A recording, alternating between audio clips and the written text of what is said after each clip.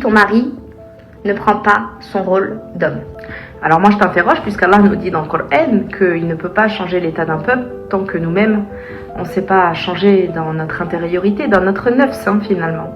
Toi, est-ce que tu lui laisses la place? Est-ce que tu lui laisses son rôle de mari? Parce que quand on regarde dans ton enfance, tu as été conditionné, il faut faire, c'est moi qui gère tout, etc. etc. Donc tu as été conditionné dans le faire, sauf la femme, elle n'est pas tout le temps dans le faire. Elle doit être beaucoup plus dans l'être que l'homme, subhanallah. C'est celle qui écoute, c'est celle qui fructifie, c'est celle qui répare, pour que justement laisser l'homme à faire. Très souvent, les femmes, prennent beaucoup de place par leur mécanisme, leur conditionnement.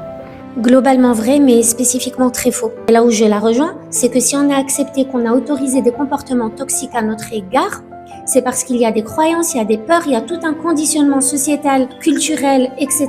qui a fait qu'on n'a pas réussi à se faire respecter. Donc oui, on est complice dans la qualité de la relation. Mais si la femme est devenue un homme capable, c'est qu'il y a une raison qui l'a poussée à l'être. C'est pour ça que ce discours est culpabilisant pour la femme, parce que quoi qu'elle fasse, c'est de sa faute. Si elle fait pas assez, c'est pas une bonne femme. Si elle fait trop, elle laisse pas sa place. L'homme peut aussi décider de prendre sa place plutôt que d'attendre que la femme la lui laisse. Parce qu'il faut le dire, il y a aucune femme qui a juste choisi d'assumer 5 fois plus de charge mentale et physique après son mariage que ce qu'elle avait avant. C'est pas un plaisir.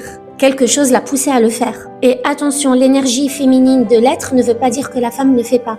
Quand tu fais un gâteau pour tes enfants, quand tu prends soin de ta maison, en apportant de la paix, de la sérénité dans ton environnement, tu es dans le faire, mais tu es dans ton énergie féminine de l'être. Et lorsqu'on parle d'énergie masculine, du faire, on parle plutôt de cette soif de compétition chez les hommes, de réussite, de chiffres, de performance. Donc le faire chez l'homme, il est différent du faire chez la femme, parce qu'il ne vient pas donner le même résultat émotionnel final.